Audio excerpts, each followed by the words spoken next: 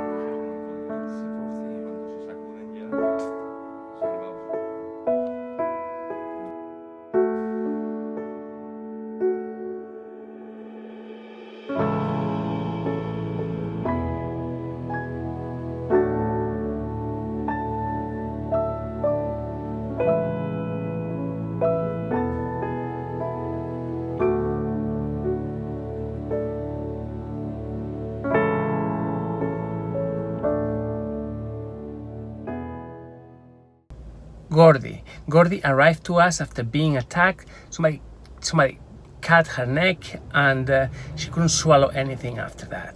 Now, at first we thought that this was due to the actual injury, but it wasn't like that. She was suffering from a congenital condition called persistent aortic quart. So we have to do an operation. It's an open heart surgery, but to do this, we needed her to be a bit older, to be a bit stronger. When she arrived to us, she was so weak, so tiny, so thin, she wouldn't have made it. So instead of operating right away, as many people wanted, again, you have to do this methodically, because otherwise you're set out to fail. So we place a feeding tube directly to her stomach.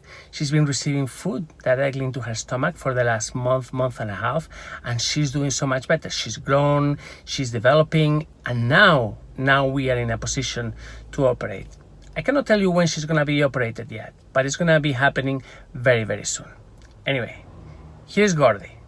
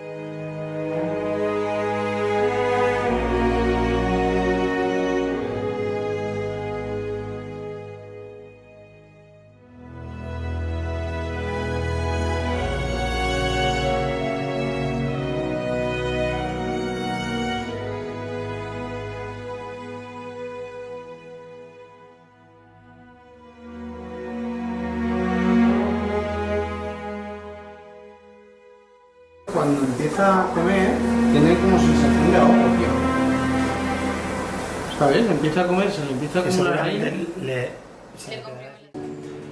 ¡Hola, la muñeca! ¡Hola! ¿Vamos a comer? Sí.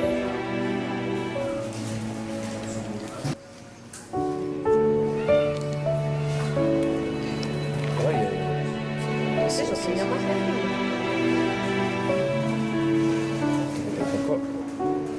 Tiene toda la pinta de que se va a salir. Vale.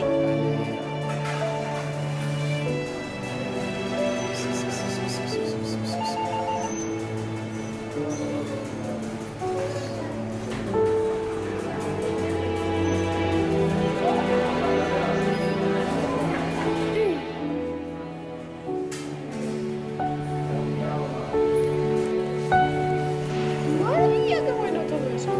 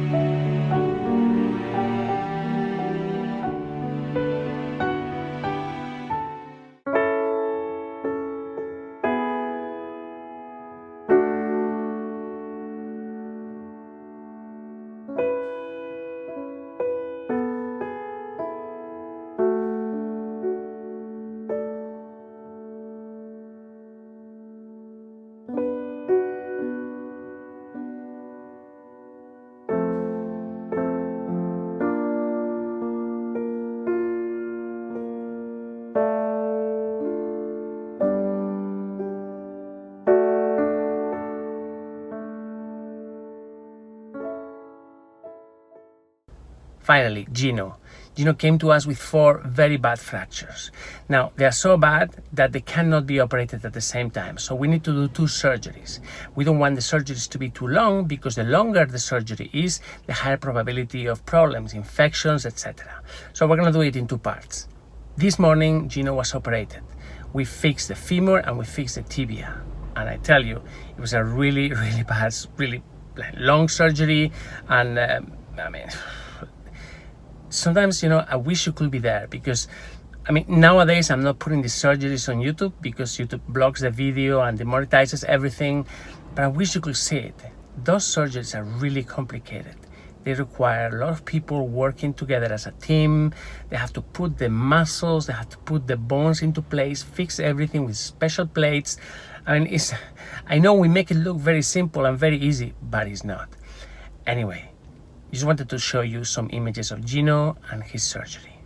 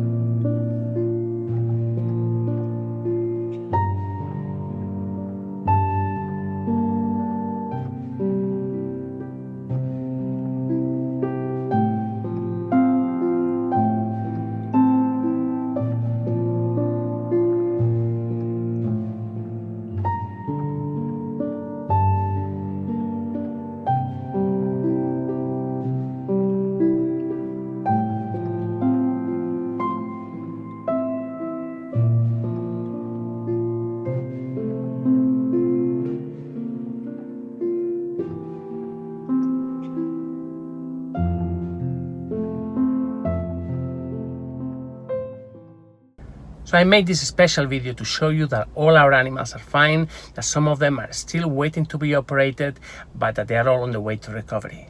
It's just that it's very difficult for me to handle updates and to actually make things happen. Please bear with me. I love when I receive letters. I love when I receive stories. People are incredibly compassionate and you guys show that you follow our work. But sometimes I get some notes that are like pushy, and those things just makes very, very difficult. Anyway, guys, thank you very much for being here. Thanks for your support, and please don't forget that everything we do here can only happen if we have your support and the support of our friends. A year ago, I set up a Patreon page. There's a link here. Please go there, select the level of support that you can give us on a monthly basis, and join us. Many of you have been following this channel for years. You actually write to me and tell me. So to you, I'm asking you today to please help us continue rescuing. Join us on Patreon. Thank you.